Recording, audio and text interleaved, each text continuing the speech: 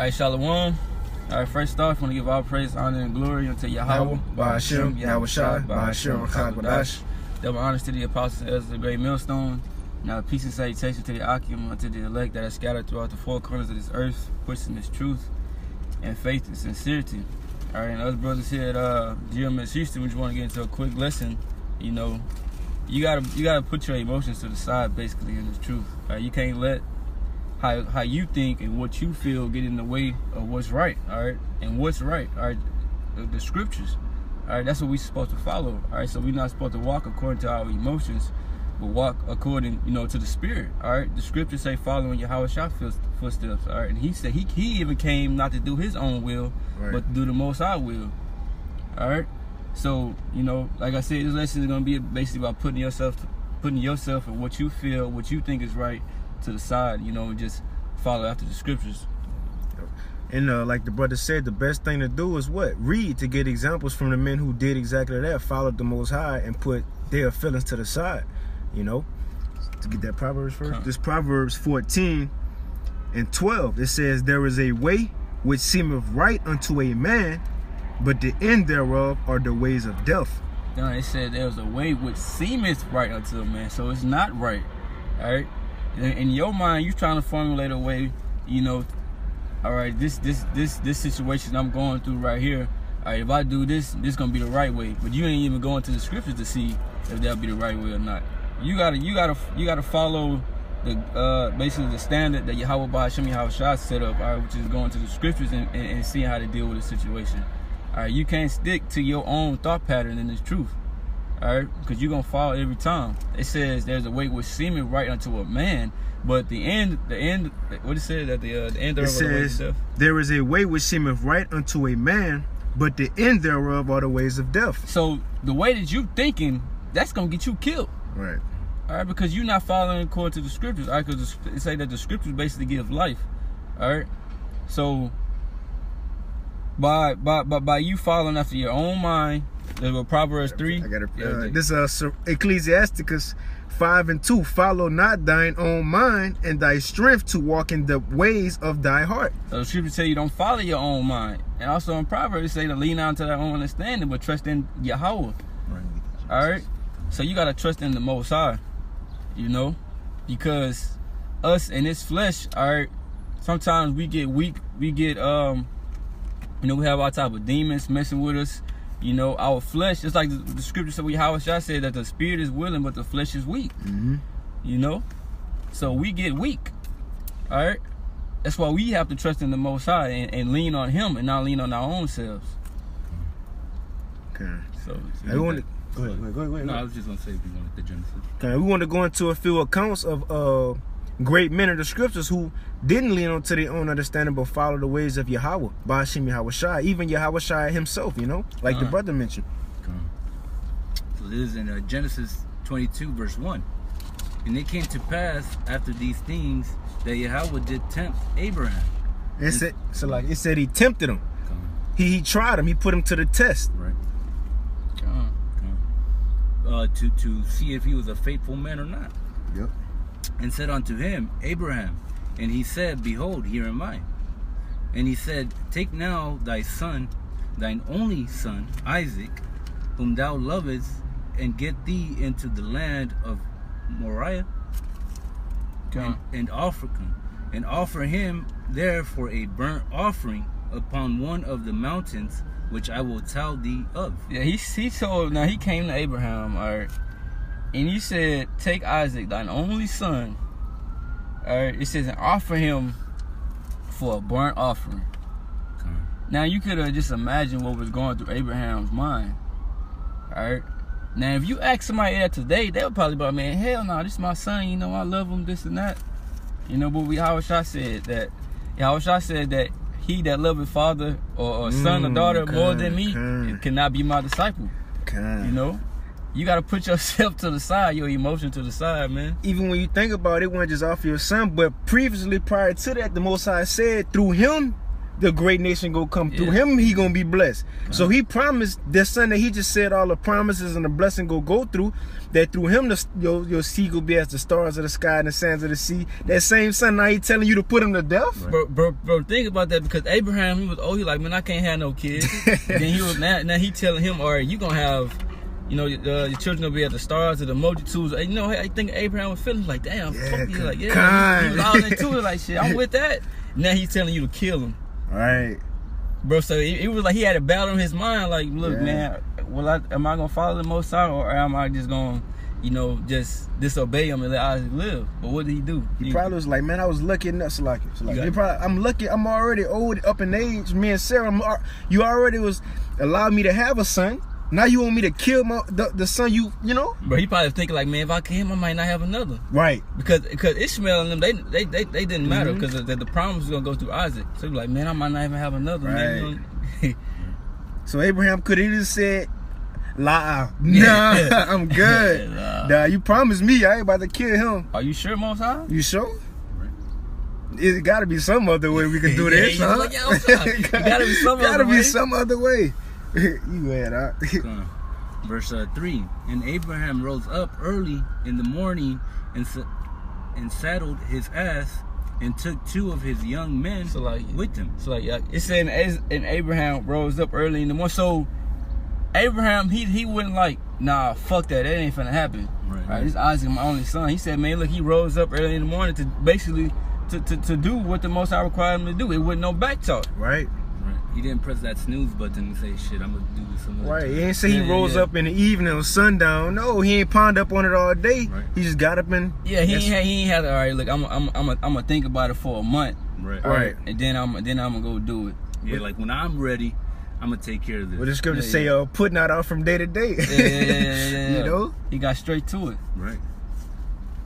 And it says, and Isaac his son, and clave the wood for the burnt offering, and rose up and went unto the place of which Yahweh had told him. Then on the 3rd day Abraham lifted up his eyes and saw the place afar off. And Abraham said unto his young men, abide ye here with the ass, and I and the lad will go yonder and worship and come again to you. And Abraham took the wood of the burnt offering and laid it upon Isaac his son, and he took the fire in his hand, showing you that Abraham was using Isaac to take all the stuff that they were going to use him as a burnt offering. Right. You know. Right. So Isaac, that we're gonna go into it, you know. So just going into it before, Isaac was understanding that there was gonna be a sacrifice to be made. Mm-hmm. Okay, so it says, and Hey, if I can make a point, you gotta think while Isaac was gathering all this stuff, Abraham was still like, I'm really about to do this. Right, You right. know? Like, bro, fuck how I feel, I'm about to do it. right, You know? The Most High want it, I gotta do it. Yeah, and you know, just think about it, bro. This your son. He probably was going to Abraham to some, daddy, what else you need? We got all we need for the sacrifice, daddy. right. You know? Damn. Cause he don't know. Yeah. You know? He just knew that there was a sacrifice that was going to be taking place. Probably was excited. I'm about to sacrifice. Yeah, Bro. to Yahweh, you're going to go over with my daddy. Damn. Hey, the point of the lesson is Abraham put his feelings to the side, man. Right. You know? And Abraham took the wood of the burnt offering and laid it upon Isaac his son, and he took the fire in his hand and a knife, and they went both of them together. And Isaac spoke unto Abraham his father, and said, My father. And he said, Here am I, my son. And he said, Behold the fire and the wood, but where is the lamb for a burnt offering? So now he started kind of thinking like, okay, we got everything right now, but we getting close to the place. So where the lamb at? Right. You know, I don't see the lamb. So he started getting a little suspicious. Like, what we finna do? Something ain't right. Abraham probably like, shit. He think you know what to tell him. Shit. That's the last thing he wanted to be asked by Isaac. God. Yeah. He can't. He got straight to the point. Where the lamb at? Right. Damn. Showing you that Isaac was a wise, boy, man. Mm-hmm. And Abraham said, my son, Yahweh will provide himself a lamb for a burnt offering. So they went, both of them together.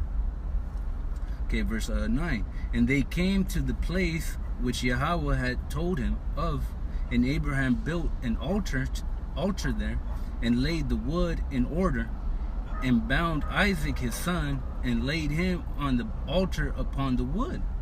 You know, preparing Isaac to be that lamb sacrifice. Yep.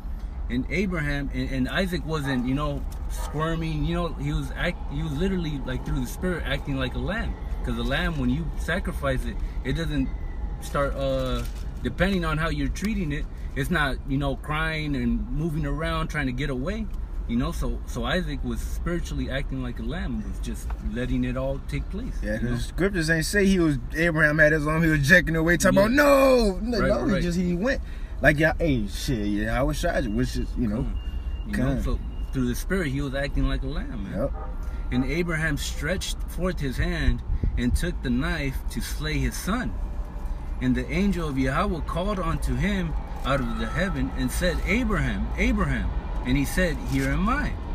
And he said, Lay not thine hand upon the lad, neither do thou anything unto him. For now I know that thou fearest Yahweh, seeing thou hast not withheld thine son, thine only son, from me. So he said, nah, he seen Abraham, he actually finna sacrifice his son. And he's saying, nah, chill out, all right? Now I know that you're really serious about this. Right.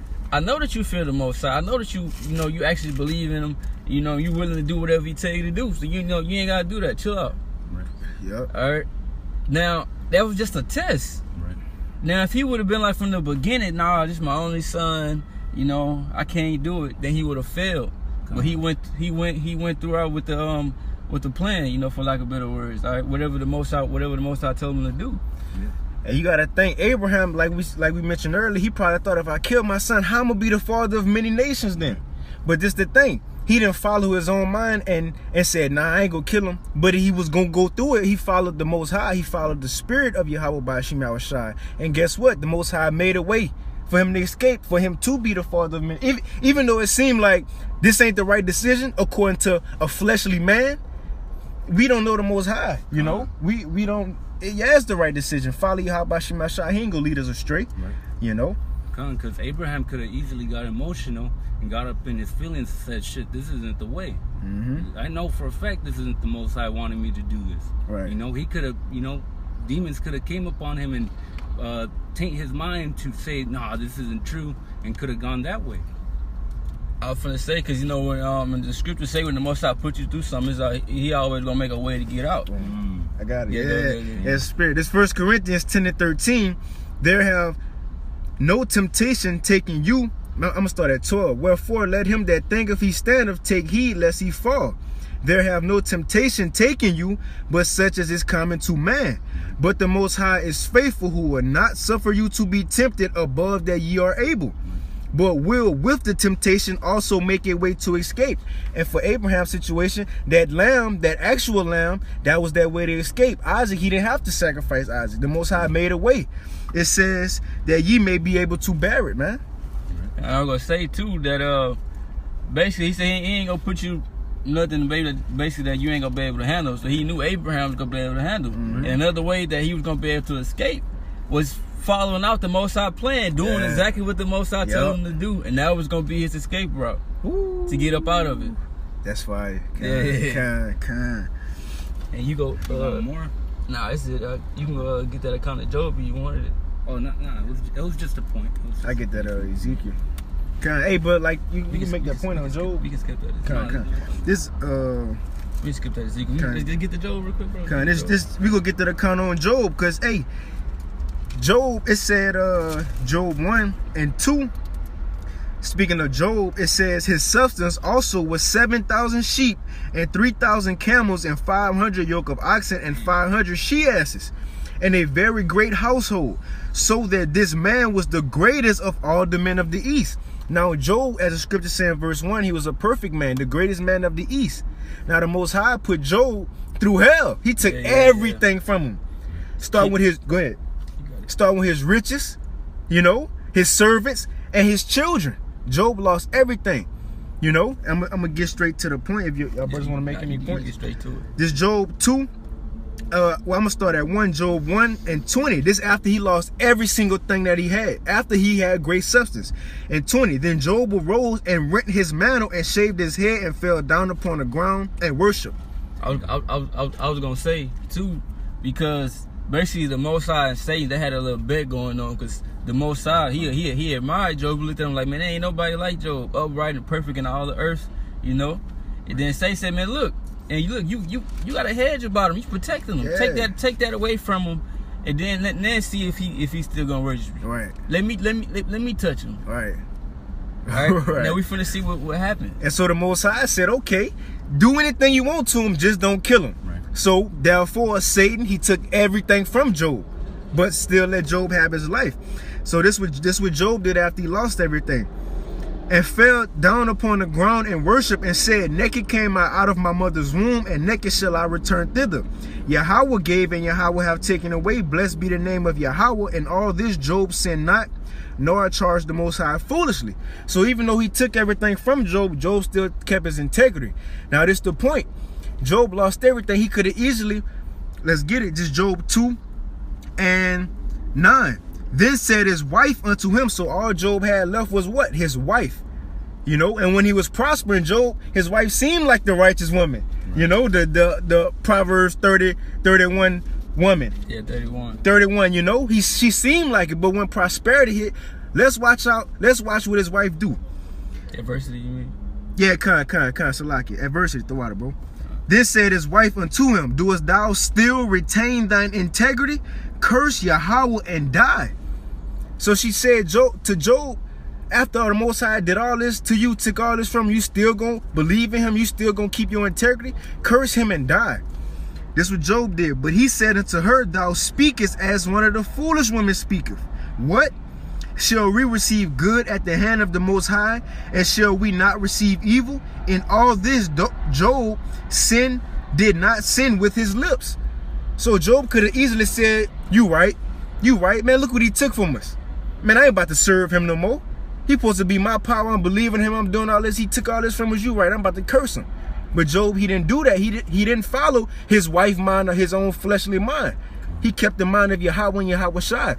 Because he says, shall not we receive good from the Most High and evil? Knowing the Most High, he a balanced power, he gonna give them both. So he followed that, you know? He said, man, you sound like one of these dumb bitches out here. Right. That's what he told her. After everything that Job went through, he didn't let his emotions get in the way. You know, he was feeling fucked up. He just lost his kids, man. He lost his kids. You know, everything that the Most High gave him. All right, everything, because he said he was a great man. Mm-hmm. All right. Yep. Then basically the Most High let Satan decrease him into nothing. And he still kept his integrity. He still worshiped the Most High. His judgment was intact. You know, I got a quick one. It's Ecclesiastes, Sirach 3:24. For many are deceived by their own vain opinion. So Job could have been deceived by what his wife said. He could have been like that. Because, hey, when you at your lowest state, you feel me? It's easy to go according to your flesh. You know? It's easy to go according to your flesh. He could have been deceived by that. It says, for many are deceived by their own vain opinion, and evil suspicion have overthrown their judgment. So Job, he wasn't moving in the flesh, he was moving in the spirit. So his judgment wasn't overthrown like his wife's judgment was, you know? Man, you can't think about it, because they don't really say how she came up to him. She probably was like trying to comfort him. Look, baby, look. You know, you see, you worship him, and he did this to you. Look, just stop worshiping him. You know, just forsake him. You don't need to be worshiping the power like this. She probably was a nigga woman. And he was like, bitch. Right. What? He said, what? The fuck you mean? Fuck you talking about, you know? Yeah, we can just hear him get the point. We house shot, so we're gonna make it too long. Okay. You wanna get that? You got something. I just want to speak on Job. Job is a representation of the elect in these days. Right. How the elect are going to go through tribulation, but at the end, just the same way as Job, you know, he endured on all the way until the end, and at his latter end, he got twice, you know, double of that what he had. Yep. You know, the Most High took all those things that he had, and all those things were, you know, looked at in that time like a great mass of things to have. But the Most High took that, and at the end, he gave him double. Yeah. Like with Israel, like which is the Negroes, like Native Americans, we were stripped of everything. Right. And the scriptures say that the Most High is gonna make us better than our beginnings. The latter end is better than the first. That's what he told Job. Yeah. The latter end is better than the first. And so now us, we getting these examples. The scriptures say that the things that was written aforetime was written for our learning. So we have to know. So we have to know that no matter what temptation we go through, no matter what tribulation we go through, we might lose our women, we might lose our children, we might lose a job, we might get sick, we might look like, damn, bro, is the Most High dealing with me anymore? We have to remember, Job said he gonna give us prosperity and adversity. Yeah. But we have to remember when we're in that lower state, the scripture said, be patient and not to lean onto our own understanding. The topic of the lesson. Don't lean onto our own understanding. Follow the way of Yahweh. We have to know, okay, the scripture say it's going to be much tribulation before we get to the kingdom. We have to go through this. So continue to have the mind of Yahweh Bashim Yahweh Shai. He asked King David. It said a man according to the Most High mind. Like-minded, Now we can read it in right there, bro. You make that point about Yahweh Shai? Yeah. Like with Yahweh Shai, all right, he knew what he had to go through, right? But when it was getting like close down to the point, his flesh started taking over him. His emotions started getting a hold of him, all right? Mm-hmm. And he knew exactly what had to be happening for us to receive the kingdom. Yep. All right. He had to make that sacrifice because it was already written in Isaiah the 53rd chapter. Yep. All right, and the Most High, He didn't respond back to Yahweh Shai because Yahweh Shai went and prayed before the Most High. And, he said, "Let this cup pass from me." He didn't want to go through it. All right, but he know that it had to be done. Yep. And what happened? It was done. Yeah. Like the brother Shemala made the point earlier, Yahweh Shai told his disciples, "I come to fulfill the things that was written to me in the Psalms, and in the scriptures concerning me." He knew exactly what death he had to go through. He knew exactly how he had to suffer. Now the brother said earlier, if Yahweh Shai would have moved into his own understanding, and said, man, fuck that. Yeah. And what he told Peter, you don't think I can call 12 legions of angels right now, to help me? If he would have called those 12 legions of angels, then we wouldn't have had that sacrifice. We wouldn't have had grace and repentance. God. We wouldn't have had, we would have been asked out because Yahweh Shai would have moved into his own understanding, but he had the mind of his father and went through it. Right. And the same with the 12. He could have said, fuck, what's his name? Judas, the one that betrayed him. He could have said, shit, I'm not going to even deal with him. I know what he's going to do at the end. Yeah, and give me up to be a sacrifice. So shit, I'm not going to even deal with him. Would have gone another route and got somebody else. Because he even said, I chose 12 of you and one of y'all the devil. Right. He could have said, fuck that. Get the As soon as he came across, he was like, nah, fuck you, bro. Right. You keep walking. All he could have said, because he knew exactly what Judas was going to do. He could have said, hey, Judas, don't do that. Look, this is what you're going to do, but don't even go do it. Look, he could have warned Judas, but he said, do what you do and do it quickly. Right. Yeah, bro, he could have did the same thing when he healed the man, the legion. Them demons, he wanted to come teach for him, but he was like, nah, just go tell him about me. He could have said the same thing to Judas. Nah, just go tell him about me. You ain't gotta roll with me. Just go tell him about me. But he still let him amongst them. He ate with him, had the Passover with him. Right. Taught him. Right. Come on. Yeah, man. Yeah. Hey, it's come on, man. So the point of the lesson, you go ahead. Yeah, like we even say, the point of the lesson, man, you can't let your emotions get in the way. Right. All right, you can't let your feelings get in the way of the Most High's will. All right, because we here to do the will of Yahweh Bashim Yahweh Shai. All right, and not the will of us. Right. So you got it. All right, so with that, want to give all praise, honor, and glory unto Yahweh Bashim Yahweh Shai Bashim Rachakodash. Double honors to the apostle and elders of the great millstone, and peace and salutations to the Akim unto the elect that are scattered throughout the four corners of the earth, pushing the truth and faith and sincerity. Shalom. Shalom.